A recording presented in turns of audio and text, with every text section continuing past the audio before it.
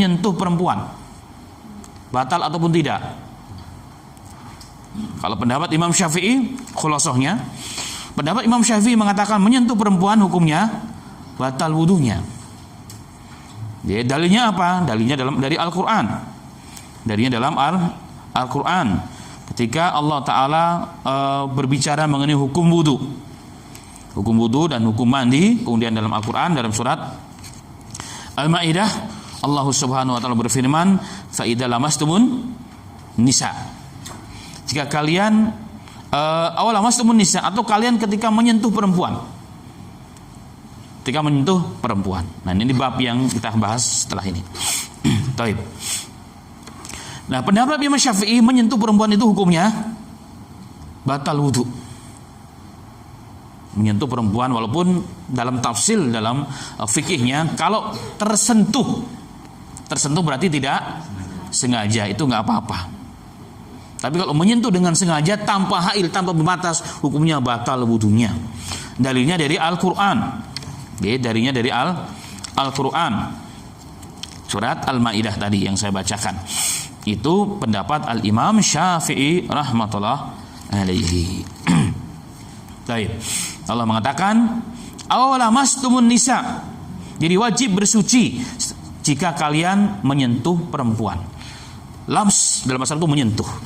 Jadi beliau mentafsirkan, menerjemahkan apa ada makna Quran itu sendiri. Baik. Kemudian pendapat yang berikutnya, pendapat kebanyakan para alim ulama. Pendapat kebanyakan para alim ulama, berarti jumhurul ulama. Berarti jumhurul ulama. Di antara mereka mengatakan bahwa lamsul rajuli al-mar'ah biduni ha'il la yanqudu wudu mutlakan. Laki-laki menyentuh perempuan tanpa ada penghalang tidak membatalkan wudu secara mutlak. Ini pendapat siapa? Pendapat Imam Abu Hanifah dan juga guru muridnya, pendapat Abdullah bin Abbas, tabi'in Tawus, Al-Hasan Al-Basri dan lain sebagainya. Mengatakan tidak batal wudunya secara mutlak. Itu secara mutlak. Kemudian ada pendapat yang berikutnya, jika menyentuhnya dengan syahwat batal, kalau enggak tidak batal. Nah, pendapat yang ketiga tadi pendapat Imam Syafi'i. Taib. Kemudian ulama mengatakan, menjawab dari dalil yang diangkat oleh Imam Syafi'i dalam surat Al-Ma'idah, Allah mengatakan, atau jika engkau menyentuh perempuan, falam tajidul ma'a fatayammamu, kemudian kamu tidak mendapatkan air, maka bertayamumlah. Nah, ayat ini sejujurnya berbicara sebelumnya tentang perintah Allah untuk wajibnya wudu sebelum salat. Ya ayyuhalladzina amanu idza kuntum ila sholati faghsilu wujuhakum ila akhir. Wahai orang yang beriman, jika kalian ingin salat maka harus wudu terlebih dahulu. Kemudian disebutkan rukun-rukun wudu, cuci muka, tangan dan seterusnya sebagaimana telah dibahas. Kemudian masuk kepada bab mandi. Wajibnya mandi. Kemudian wajib wudu. Nah, di sini Al-Imam Syafi'i rahmatullah alaih menerjemahkan lamastumun nisa, menyentuh perempuan itu apa adanya. Menyentuh perempuan itu apa adanya. Nyentuh perempuan ya kamu nggak harus wudu, kurang lebih harus bersuci. Harus bersuci. Kemudian dijawab oleh jumhur ulama. Karena kebanyakan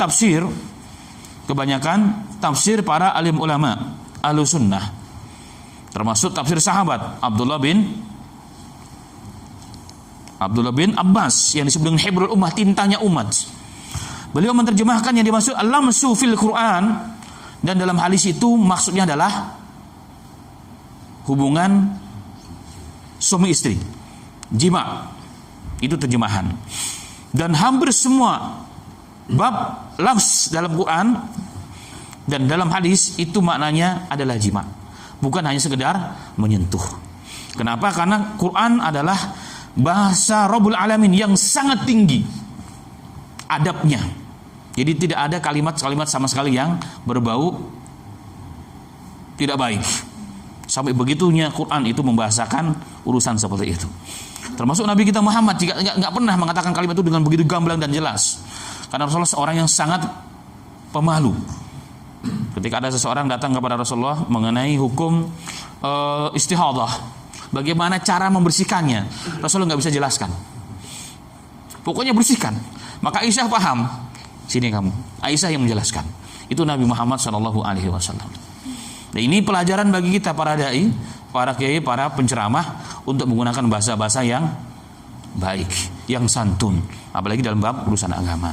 Sehingga menurut pendapat Abdullah bin Abbas, walaupun ada juga pendapat sahabat yang mengatakan lams di sini menyentuh beneran, tapi dalam bab tafsir Abdullah bin Abbas adalah gurunya, ada syekh ahli tafsirnya, maka yang kita rujuk adalah pendapat Abdullah bin Abbas.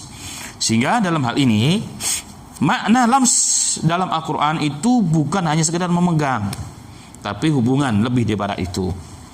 Itu yang pertama. Kemudian dalil yang berikutnya adalah apa? Ayat itu sendiri berbicara mengenai apa? Mengenai wudu. Bukan urusan mandi, bukan urusan wudu. Idza lamastumun nisa, jika kamu telah memegang air berhubung suami istri dengan enggak dapat air, maka engkau harus bertayamum. Jadi tayamum itu menggantikan hadas kecil dan hadas besar. Ini kalau bab mengenai Al-Quran. Yang ketiga, jika diterjemahkan lams menyentuh perempuan itu dengan menyentuh apa adanya, maka itu bertabrakan dengan dalil-dalil yang sahih, hadis-hadis sahih, di mana Nabi Muhammad SAW diriwayatkan oleh Aisyah dan lain sebagainya sering melakukan perbuatan mewujudkan, mengidharkan cinta kasihnya Rasul kepada istrinya. Kalau mau ke masjid, dicium dulu keningnya tanpa ada penghalang, dicium sebagai bentuk kasih sayang, kemudian ke masjid langsung sholat dan tidak berwudu. Itu yang pertama. Hadisnya sahih. Hadisnya sangat sahih dalam hal ini. Banyak sekali riwayatnya. Yang kedua, hadis Aisyah juga dalam riwayat Muslim, Tirmidzi, Abu Daud, diriwayatkan oleh Aisyah radhiyallahu anha, suatu malam Nabi Muhammad SAW, ketika malam itu adalah malam giliranku, aku mencari Rasulullah dalam tidurnya. Tadinya Rasulullah tidur bersamaku di sampingku. Ketika tengah malam, ku pegang-pegang Rasul, ternyata nggak ada. Ku temukan Rasulullah sedang sujud. Ku pegang-pegang kaki belakangnya. Ternyata Rasulullah sedang berdoa, Allahumma ini a'udzu biridhaka ila akhir. Ini doanya Rasulullah SAW. Nah, ketika dipegang oleh Aisyah dan kakinya sedang sujud, ditekan ke bawah begitu, nanti dibahas dalam babnya, dipegang oleh Aisyah. Rasulullah tahu bahwa kakinya dipegang oleh Aisyah. Seandainya memegang orang lain yang bukan sama jenis itu batal, maka Rasulullah sudah pasti membatalkan sholatnya. Itu jelas. Kemudian hadis yang berikutnya juga sahih, riwayat Nasa'i dan lain sebagainya. Aisyah juga meriwayatkan bahwa terkadang Nabi Muhammad SAW itu tidur malam, dan beliau tidur malam kemudian sholat di malam hari, dan aku masih tidur. Dan terkadang kakiku itu kuselonjorkan ke arah kiblat, sedang Rasulullah sedang sholat. Nah, ketika Rasulullah SAW mau sujud, maka Rasulullah memegang kakiku, maksudnya mengisyaratkan kepadaku agar kakiku ditekuk. Itu mengisyaratkan begitu kecil rumahnya Rasul, sampai sholat pun harus mengangkat kakinya Aisyah dulu biar bisa sujud. Kebayang kira-kira seberapa hebat Rasul, tapi seberapa kecil rumahnya Rasul. Kemudian setelah selesai, maka Aisyah menjelajahkan lagi. Ketika Rasulullah mau sujud lagi, diangkat lagi, dipegang lagi oleh Rasulullah SAW. Dan jelas itu tidak ada penghalang. Nah, seandainya memegang perempuan ataupun sebaliknya itu batal, sudah pasti sholatnya Rasulullah tidak sah karena batal. Apakah berwudu ketika menyentuh perempuan itu bab ihtiyat, kehati-hatian? Oh, nggak bisa dalam bab ini. Kenapa? Kalau seandainya itu dikatakan ihtiyat, berarti Rasulullah orang yang tidak berihtiyat dong. Takwa mana kita dengan Rasul? Kalau mau dibanding-bandingkan, takwa mana saya dan antum dengan Rasul? Nggak ada apa-apanya. Rasulullah mengatakan, ini atqakum lillah. Rasulullah mengatakan, aku manusia yang paling bertakwa kepada Allah di antara kalian. Masih melakukan hal tersebut. Nah, ini catatan yang penting bagi kita. Dan ini rahmat juga bagi kita. Kebayang ma'asal muslimin. seandainya menyentuh perempuan, sengaja atau tidak sengaja, anggaplah yang sengaja saja, maka begitu susahnya kita nih para kaum muslimin yang sedang tawaf, terutama kami dulu yang jadi orang lapangan yang suka menjadi mutawif itu, yang terkadang mendapat tanggung jawab untuk ngurusin nenek-nenek, ibu-ibu yang tidak ada, maaf, yang sedang sakit dan sebagainya. Itu mau nggak mau kita pegang kalau sedang tawaf. Kalau enggak, keinjak-injak. Berapa kali ibu-ibu yang sedang tawaf tiba-tiba terjatuh, terpeleset, mau nggak mau harus kita pegang, kita tarik, dan tanpa ada penghalang. Dan ini rahmat daripada Allah Subhanahu wa taala. Dan sebagian ulama mengatakan bahwa syarat sah tawaf itu harus bersuci. Makanya ketika Aisyah haid sedang kondisi mau tawaf, Rasulullah mengatakan lakukan seluruh manasik haji kecuali tawaf. Nah, ini isyarat bahwa tawaf itu sangat dianjurkan untuk tetap bersuci. Seandainya harus bersuci, begitu susahnya, maka tawaf kita nggak pernah selesai, bisa bukan 2-3 jam, bahkan sehari nggak selesai. Baru tawaf kesentuh lagi, turun lagi ke bawah, antrian lagi di bawah kan. Orang yang di umrah paham bagaimana susahnya wudu, harus antrian luar biasa. Naik lagi kesentuh lagi, wudu lagi nggak selesai. Maka ini rahmat Allah Subhanahu wa taala. Baik. Maka saya kurang sepakat nih bab ihtiyat berwudu. Kenapa? Rasulullah mencontohkan kecuali ya jika megang istri kita dengan maaf, dengan syahwat yang besar. Kalau mau wudu itu adalah untuk menghilangkan itu, menghilangkan rasa syahwat itu, gelora itu. Nah, itu silahkan, enggak ada masalah.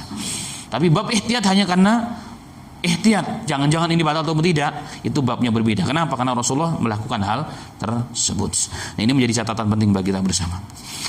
Kalau begitu berarti boleh megang tangan orang lain dong Pak Ustadz. Oh, lain lagi hukumnya. Kalau ibu-ibu atau bapak-bapak dari sana, yuk kita gandeng ke masjid. Oh, nggak bisa. Kenapa? Dosa. Bukan masalah batal tidak batal wudu kita, tapi dosa Anda memegang tangan yang bukan mahram. Karena Isa mengatakan Rasul nggak pernah memegang tangan yang bukan mahramnya, walaupun dalam baiat nggak pernah memegang. Bahkan lebih baik telinganya dikasih cor, timah yang mendidih, daripada memegang yang bukan mahramnya. Itu Nabi Muhammad SAW. Jadi babnya berbeda, bukan urusan bab batal tidak batal, bab dosa. Dia telah melakukan dosa di hadapan Allah Subhanahu wa taala. Ini perlu diperhatikan bersama. Nama ibu-ibu, bapak-bapak yang masih kerja di kantor, berat Pak, tapi itulah ujian. Setiap pekerjaan ada risikonya. Setiap pekerjaan ada risikonya. Gimana kita nggak bisa, apalagi menjelang liburan, menjelang hari raya dan seterusnya. Ya, kembali kepada masing-masing. Keimanan kita. Kalau kita doa kepada Allah dengan cara yang baik, ya Allah berikan kekuatan dengan cara yang baik, maka insya Allah orang menjadi paham dan orang akan mengerti hal tersebut.